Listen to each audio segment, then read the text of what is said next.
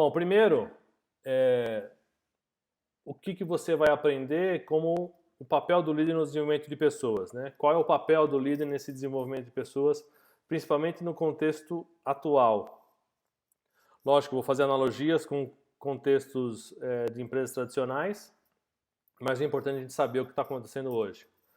Outro fator, outro item, outro tópico dessa aula é fatores de engajamento de equipes. O que é importante para a gente começar a desenvolver equipes mais engajadas? As equipes, elas são formadas pelas estruturas que a gente tem. Então, é entender essas estruturas para poder montar e potencializar essas equipes da melhor maneira possível.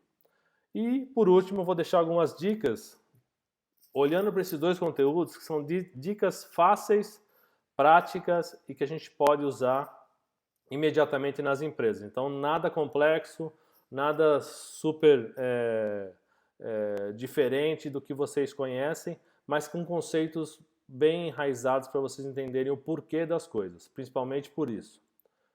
E aí eu queria começar, para a gente respeitar o horário, o conteúdo é um pouco mais extenso hoje. A gente tem uma matéria que saiu agora em janeiro, antes da pandemia, da revista da Cato, que é a empresa de recrutamento, recolocação de pessoas. Ela, na pesquisa que ela fez, detectou que 92% dos brasileiros desejam um novo emprego. É muita coisa. Ou eles desejam um novo emprego, ou a perspectiva dessa pesquisa, desse estudo, mostra que os desafios não estão sendo dados para as pessoas. As pessoas estão paradas no tempo e não tem desafio, não tem comprometimento, não tem nada. Então, isso é um dado alarmante. E é um dado pré-pandemia, né? Agora, possivelmente, pode ser que mude em função da insegurança das pessoas. Mas se você vai numa normalidade, esse é um número que assusta. É um número que realmente, opa, peraí. E aí, o papel do líder se torna mais importante ainda. Como é que eu faço a retenção de talentos?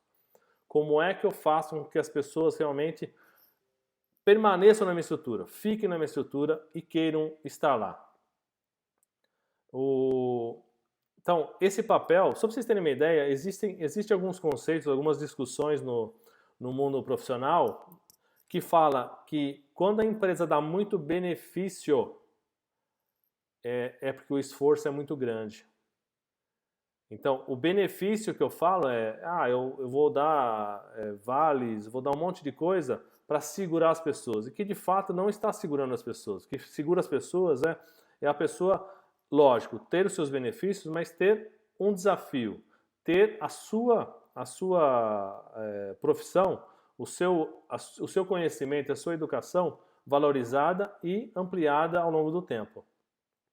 E aí a gente vê para outra pesquisa interessante, que esse é do LinkedIn, por que as pessoas pedem demissão.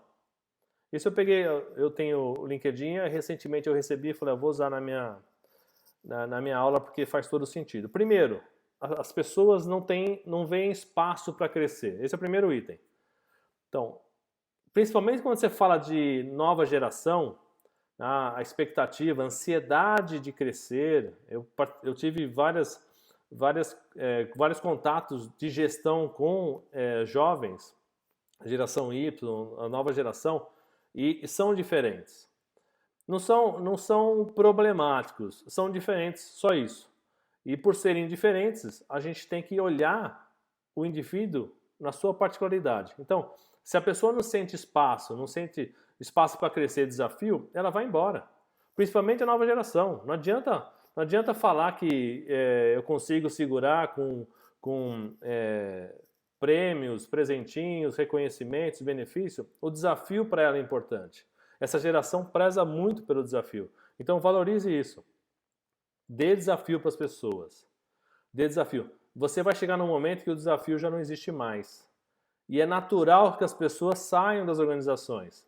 A gente viu que as pessoas ficam, em média, 4 anos e meio. Eu vou repassar aquela pesquisa lá da aula de tendências em liderança. Vou repassar essa pesquisa que eu acho importante. Então, se elas ficam 4 meses e meio, ao longo da vida útil dela, ou todo mundo vira presidente, CEO, ou a gente vai se recolocando e vai se reestruturando em outras empresas, que é o processo natural. Então, dê desafio na medida do possível, não prometa algo que você não vai conseguir cumprir. Isso só piora as coisas. O segundo, uma liderança ruim, aquela liderança que é do poder. Não, faz aí, eu tenho direito, eu sou líder, eu posso ir embora, eu posso descansar. Então, o esforço da pessoa que fica trabalhando, dos subordinados, dos colaboradores, é mérito do líder. E o líder não aplica o mesmo esforço que as pessoas da sua equipe o aplicam. O terceiro é a cultura, uma péssima cultura. A gente falou sobre a importância da cultura da empresa. Então, se as pessoas não estão associadas à cultura da empresa, ou você tira, né? Tanto a pessoa pode não estar associada à cultura da empresa, porque o valor não bate e vai bater em outra empresa, não tem problema nenhum. Só que esse problema de desafio, desalinho de cultura, desalinhamento de cultura, é base para a gente tomar uma decisão, para o líder tomar uma decisão. De repente os valores não coincidem. E existem hoje questões inúmeras de discussão entre pessoas que falam da direita, outros da esquerda, ou fala do branco, outro fala do vermelho, do azul, do amarelo, não importa. A questão é a seguinte, a tua empresa ela precisa ter uma cultura alinhada. Então, quando o profissional não enxerga uma cultura adequada dele, é natural que ele saia. E até vantajoso que ele saia. Então, pense nesse contexto. Agora, se a sua cultura não é enraizada e hora é uma coisa, hora é outra, aí você olha para a tua empresa, porque aí tem um problema sério de alinhamento da cultura da empresa. Ela não tem uma identidade única. O quarto elemento é falta de desafios, né? Você tem um processo rotineiro. Tem empresas que vivem disso, precisam ter isso, precisa ter um processo muito delimitado, muito alinhado para isso. Empresas que têm inovação, não funciona. Então, as pessoas que estão nessa empresa entendem que a cultura da empresa é aquela. Então, a cultura de uma área médica, de uma pesquisa de uma vacina, uma pesquisa de um monte de coisa que, às vezes, é o trabalho de uma vida toda, é um processo rotineiro. O desafio é muito distante. Mas o que essa geração nova pede, ou falando um pouco do mercado, é desafios constantes. Então, as pessoas precisam se sentir desafiadas para poder crescer intelectualmente e crescer na sua profissão. O outro, salário muito baixo. Bom, salário, se você perguntar para qualquer pessoa, você está ganhando o que realmente você merece? Todo mundo vai falar que não. Boa parte das pessoas, ou a grande maioria, fala, não, eu não recebo, eu deveria receber mais. Então, o salário, ele é uma das consequências. O desafio, complementado com o salário, ele te garante uma fidelização muito maior. Então, quando o salário é muito baixo e você realmente não recompensa aquele esforço adequadamente, seja com salário e combinações de outros benefícios, as pessoas vão sair. E o último, e também não menos importante, é o reconhecimento. O esforço e reconhecimento. Esse equilíbrio precisa existir. Esse equilíbrio precisa acontecer. É fato que se eu tenho um esforço muito grande meu e a recompensa é de outra pessoa, é insatisfação. Por que eu vou me esforçar muito se eu não recebo por isso? E o oposto, por incrível que pareça, também é verdadeiro. Se eu recebo muito para pouco esforço, qual é a motivação que eu tenho de fazer algo mais que se eu já recebo é o suficiente? Ou eu não vou receber mais nada além do que eu já recebo? Então, entenda esse equilíbrio. Toda parceria precisa manter esse equilíbrio entre esforço e recompensa. Os dois precisam ser válidos. Eu já falei de empresas que hoje valorizam o salário, a remuneração variável dos seus funcionários pela relevância que eles têm na organização. Quanto mais relevante, maior é o percentual, independente do cargo que ele exerce na hierarquia. Se ele é CEO, se ele é um gerente, se ele é um supervisor.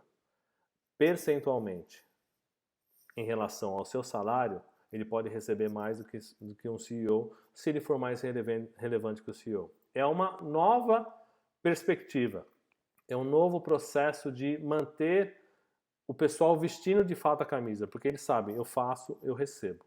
Agora, por mais que você exija das pessoas, se você não a recompensa de maneira adequada, a tendência é que elas realmente se desmotivem.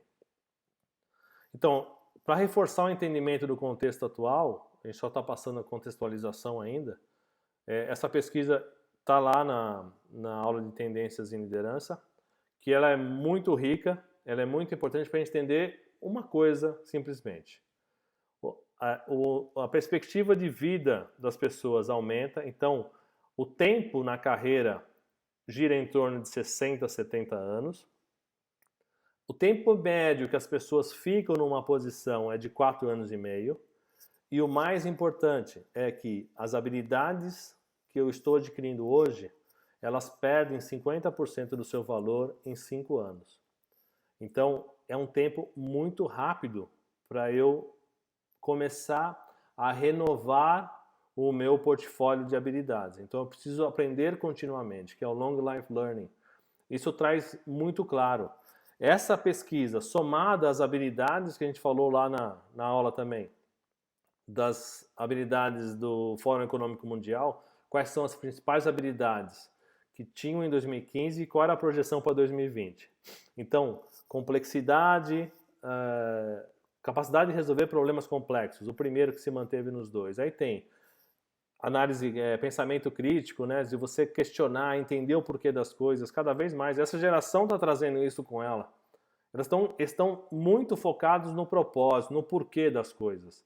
Então, se elas não sabem o porquê, elas não vão fazer. Elas querem aprofundar o conhecimento para aprender. E você aprende através de um pensamento crítico. Depois, criatividade, que subiu bastante, que é a geração de criatividade, principalmente nessa loucura que é o ambiente corporativo hoje. Gestão de pessoas, é entender a pessoa de fato. Gestão de pessoas é você olhar para as pessoas, é trazer essa responsabilidade para a liderança e olhar de fato para elas. Depois, coordenação de equipe, e aí vai inteligência emocional, julgamento no processo de decisão, processo orientado a serviço. Cada vez mais, hoje, o serviço faz a diferença. Não é mais o produto. Hoje eu tenho serviços que complementam e atendem e satisfazem o meu cliente. O produto só já não é mais suficiente. Então eu tenho opções, então eu vou atrás de serviços. Então orientação a serviço faz com que essa habilidade seja requerida para o novo profissional.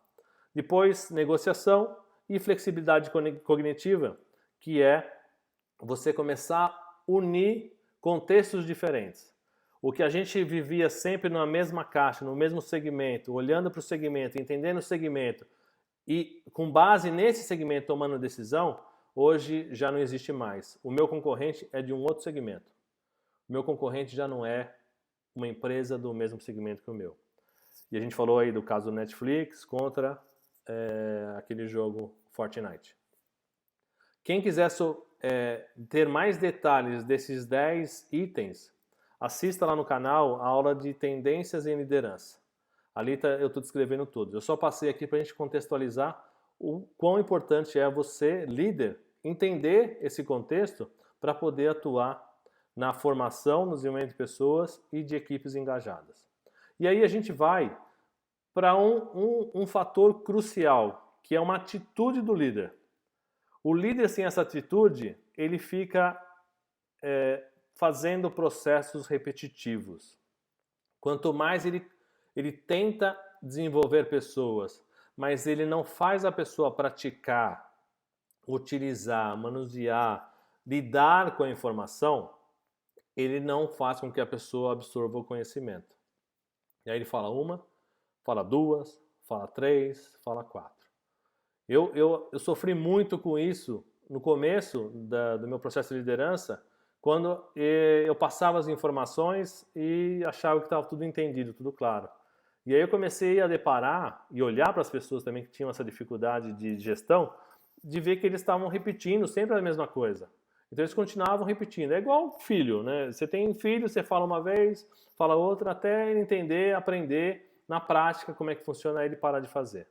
Esse é o contexto. Então, quanto mais você fizer com que a pessoa pratique, mais ela vai conseguir absorver aquele conteúdo. Então, a inteligência do líder, a estratégia do líder, ela é um pouco mais planejada, mas ela é mais efetiva do que simplesmente falar para a pessoa, ó, é assim que faz e pronto. Não, eu tenho que entender qual é o conhecimento daquela pessoa e fazer com que ela aprenda na prática, praticando, exercitando. Então a gente vê lá, se você só lê um conteúdo, você absorve apenas 10%, enquanto você, quando passa a ensinar esse conteúdo, é cerca de 95%. Então, é um processo que faz toda a diferença, só que ele demanda uma estratégia. E essa estratégia está em você, de fato, conhecer as pessoas. Porque se você não conhece as pessoas, você fica vendido, certo? Então, atitude. Você quer desenvolver pessoas? Faça com que a pessoa compreenda aquele processo, porque senão você vai ter retrabalho. E retrabalho e retrabalho. Seja efetivo, faça a pessoa entender, utilizar e assim se desenvolver. E aí eu trago um contexto muito legal que é uma análise entre desempenho e aprendizado. Eu vou começar com a linha vermelha lá embaixo, tem empresas que vivem estagnadas, que precisam dessa estagnação por legislação, por requerimentos, por critérios, uma série de coisas. Então a inovação ela é pouco estimulada. Eu preciso assegurar a qualidade, o processo, tudo certinho. Existem empresas e existem departamentos na sua empresa que usam essa estratégia. Só que essa estratégia ela fica estagnada. Não adianta eu querer um desempenho maior de um funcionário se eu não dou aprendizado para ele. Se eu limito ele naquela atuação, naquele processo, naquele nível de atuação e pronto. Então eu estou estrategicamente focado no resultado da minha empresa, mas eu não estou preocupado em inovação em nada. Por outro lado, quando uma empresa precisa de inovação, precisa da criatividade, ela promove o aprendizado.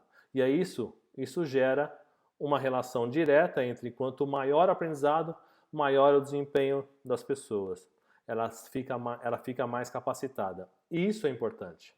Então, voltando ao primeiro caso, eu fico replicando o comando e fico num desempenho estático. Agora, quando eu falo no segundo caso, que é da inovação, que é na ilustração está em verde, de fato, conhecer as necessidades do colaborador. Porque se eu sei a necessidade que ele precisa, eu vou dar conhecimento e aprendizado para que ele comece a evoluir a partir daí. Então, eu conhecendo o colaborador, eu consigo ter atitude de desenvolvimento dele. Não fica para o meu julgamento, eu acho que ele precisa disso. Não. Eu acho que quando você conhece o colaborador, você é mais assertivo. Um exemplo que eu gosto de falar muito existem pessoas, nesse treinamento, por exemplo, existem pessoas que acham o meu treinamento muito avançado e outros que acham muito básico. É natural. Nem todo mundo está na mesma página. Mas o fato de ter que desenvolver um ou outro, ele é diferente. A pessoa que tem um nível mais básico, eu vou começar a desenvolver ela de outra maneira em comparação à pessoa que tem um nível mais elevado. E na tua equipe é a mesma coisa, você tem pessoas diferentes. Pessoas que pensam diferentes, que têm uma experiência de vida diferente, formação diferente e assim por diante. Idades, gerações, aí vai. A outra provoque a reflexão. Se você conseguir fazer a pessoa refletir sobre como fazer ou como é feito algo, você atingiu um objetivo crucial. A reflexão faz a pessoa pensar no processo. Não é algo que você entrega, faz desse jeito e pronto. Não é um comando. Eu estou pedindo para ela pensar. Então, faça e incentive ela a gerar a própria reflexão do aprendizado que ela precisa. Quanto mais você consegue isso, melhor. Isso é uma estratégia de coaching. O processo de coaching provoca isso, que é você fazer perguntas para a pessoa refletir e na capacidade dela, ela avançar o seu desenvolvimento a partir da sua reflexão, de onde ela realmente está, no básico ou no avançado. Depois, incentive a prática do aprendizado. A gente acabou de ver a pesquisa da Deloitte que fala que a cada 5 anos eu vou perder metade das minhas habilidades. Então, o processo de aprendizado ele é contínuo. Isso somado ao posicionamento que a pessoa está na sua experiência faz com que você fomente cada vez mais o aprendizado. E fomentar o aprendizado é fazer a pessoa buscar o aprendizado, porque aí se torna um ciclo. E você fecha isso e fica um processo contínuo. Você fomenta isso. Ah, eu vou fomentar como? Eu vou dar um treinamento? Não, você pode disponibilizar tempo para as pessoas aprenderem. O Google, se não me engano, destina 20% do tempo das pessoas para a aprendizagem. O hábito das pessoas, tem pessoas que leem de manhã tomando um café para aprender. Eu gosto de correr, escutando podcast para poder aprender.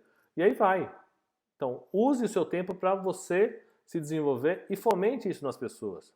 Porque, quer queira, quer não, ou a empresa se prejudica porque fica com um capital intelectual menor, ou a pessoa se prejudica, porque ao sair da empresa ela está defasada em relação ao que realmente o mercado está precisando.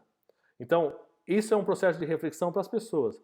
O líder tem que jogar isso, tem que falar com as pessoas para as pessoas pensarem, poxa, a empresa é você, você precisa se desenvolver, você é responsável pelo seu crescimento profissional. Ah, mas eu não recebo para isso. Bom, aí são outros valores, outras questões. Se a sua recompensa não é adequada, faça com que seja. Depois, fomente a criatividade, né? Deixe as pessoas, dê autonomia para elas criarem.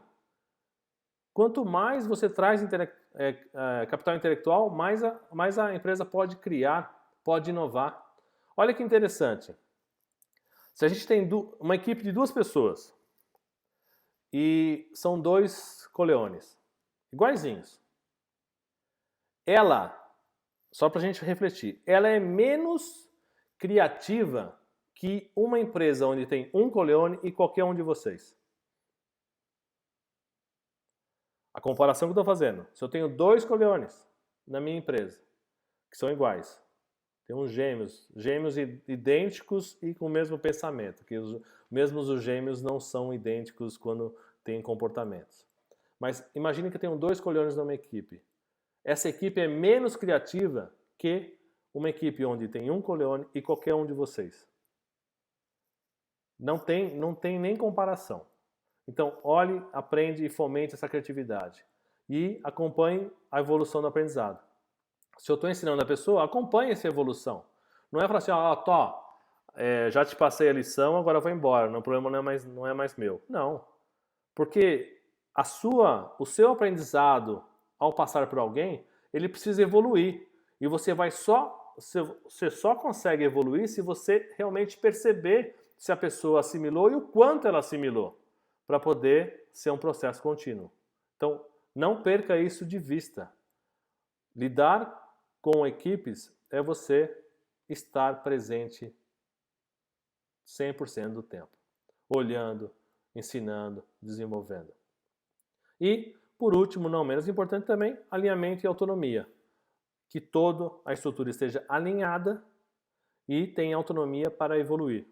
Muito obrigado a todos, uma boa noite, um grande abraço e até quinta que vem.